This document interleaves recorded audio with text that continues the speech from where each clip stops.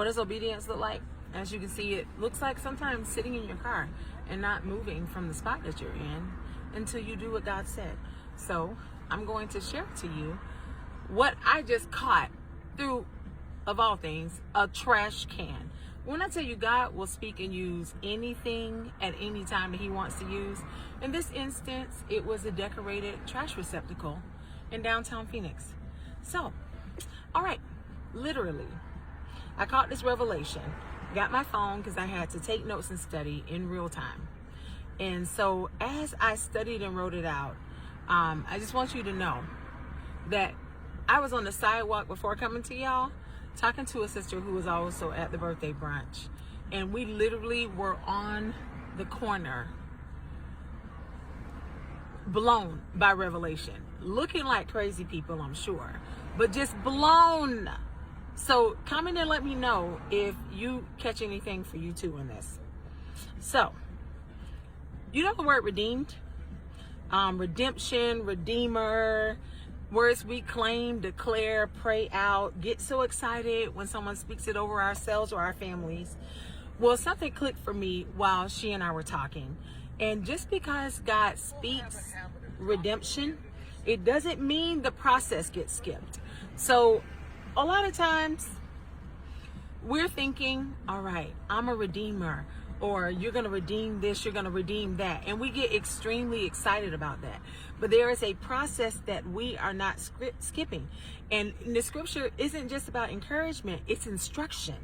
Because weariness, so you know where it says, don't become weary in well-doing. Weariness shows up when what we don't see happening. All right, new setting as you see because the phone died. But a phone dying does not absolve me of my duty to be obedient. So here I am at the crib, charged phone, still needing to do what he said. All right, so the revelation that I caught from the trash can in downtown Phoenix. Imagine you're having a conversation with a good sis, and then all of a sudden you get a word, then you get an image, and then you just get a full download of clarity.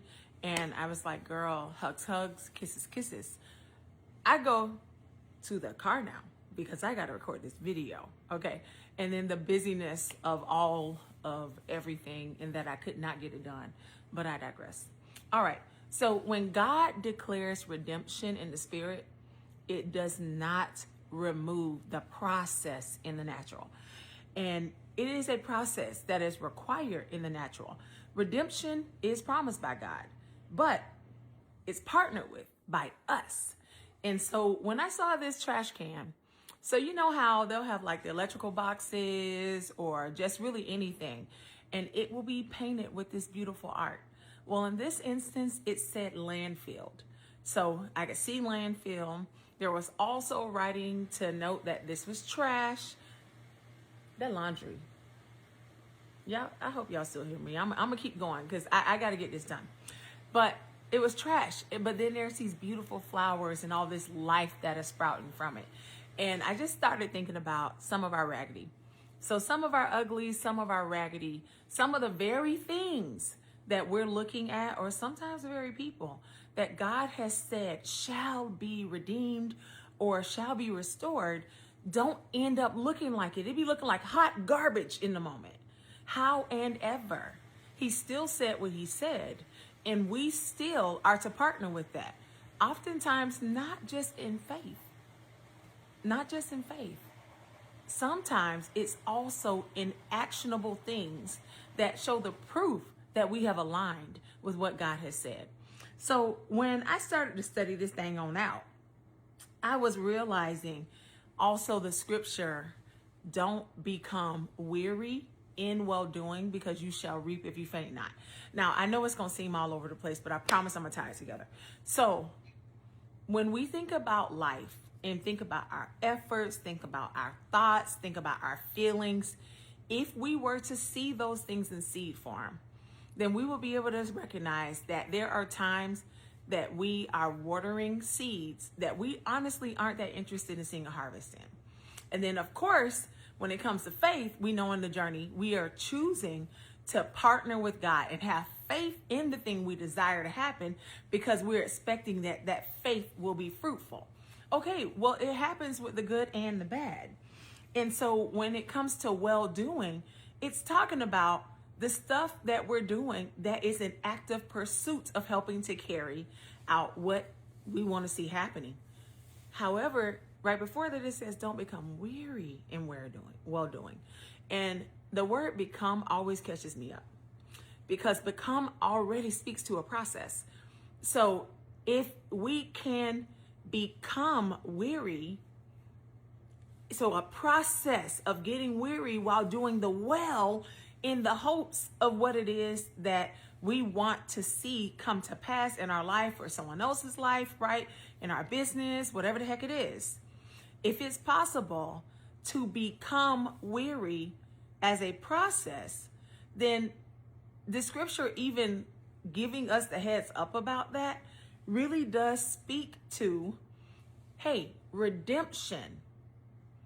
Even though I said it, in the process of seeing redemption in the natural, it means we really got to be mindful of what's happening with what our eyes are seeing in reality and how it impacts what our heart is starting to feel, because that's the becoming of the wearies, okay? That is truly the becoming of the wearies. So Galatians 6:9 is what I'm referring to. Let us not become weary in doing good, for at the proper time we will reap a harvest if we do not give up. So the image of landfill and how yet it still had these beautiful things like redemption, restoration, God was showing me this picture that by faith we shall reap. There will be the growth in the things. We will see the fruit that shows up in this place that might have looked like raggedy. But if he declared for it to produce good fruit, then we should participate in a way that allows for those holy flowers to grow. Now, what can that look like? Because I want us to really, just in a practical way, think about what helps to produce like beauty versus what can help to, keep our minds stuck on the ruin. All right. So in a practical sense, because I'm not telling you to lie to yourself and deny what your eyes are seeing. I'm just saying don't make an altar of the moment. So name the ruin, acknowledge it, whatever is ruined, whatever it looks like. Okay, I don't know, this is looking a lot not like what I was expecting it to look like, but don't camp there. So acknowledging ruin and ruminating in it, not the same thing. Another thing is just, all right, I've observed it, but I'm going to convert observation and then shift my action to intercession immediately. Like shift to intercession immediately. If I notice it, I'm going to either pray for it or I'm going to move it. So examples, you notice that there's like some discouragement that you're feeling. So speak scripture aloud. You notice the delay. Okay, I know what you said, there's a delay here. Ask God, just ask him, okay, how do I respond to this delay? What do I tend to today? Just ask him the questions that you need to ask him relevant to the circumstance. You notice that, okay, there's some frustration. I'm feeling a little frustrated. Okay. All right. Acknowledge your frustration. Invite God into your heart. Allow yourself the peace to just pace through the grace that is a free gift that we can have in that moment, to not be as strong, to not necessarily have the answer, and just to be his kid.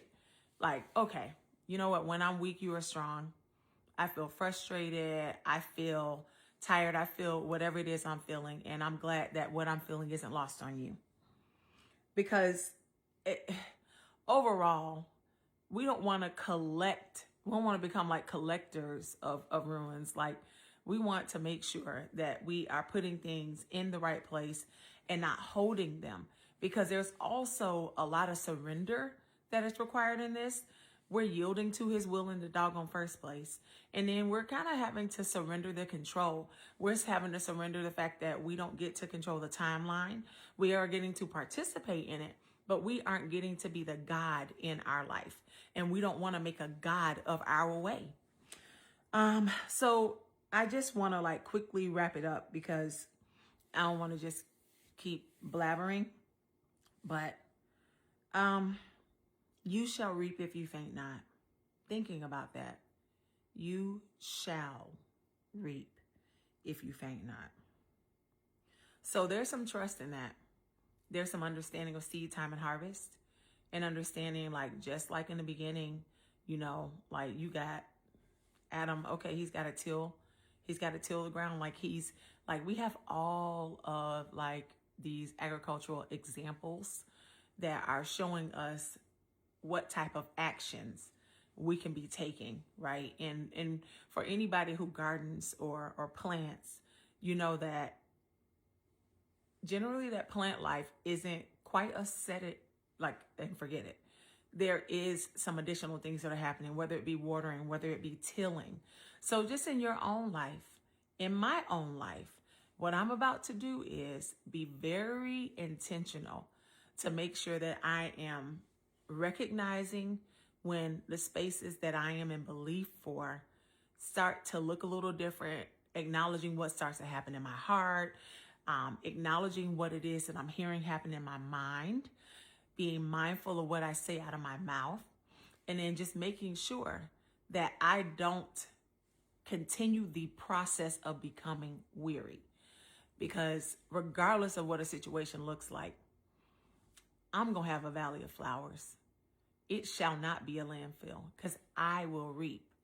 And you too will reap. We will reap if we don't faint.